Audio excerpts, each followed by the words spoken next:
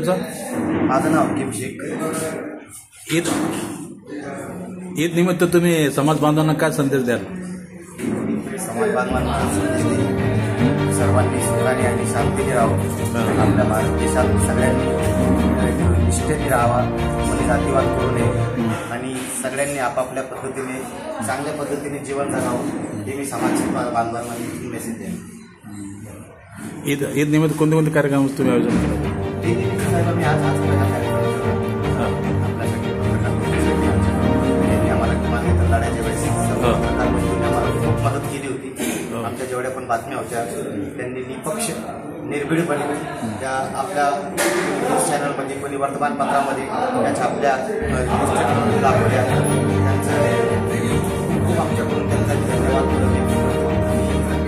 मला असं वाटतं की आम्ही कंत्राटी कर्मचारी आहे आणि सर्वात पहिला हक्क जो आहे आमचा यांच्यासाठीच आहे की आपण जे पत्रकार बंधू आहे ज्यांनी आपल्यासाठी प्रश्न मांडले, त्याच्यासाठी आम्ही त्यांच्यासाठी हा ईद मिलन आज कार्यक्रम घेतला.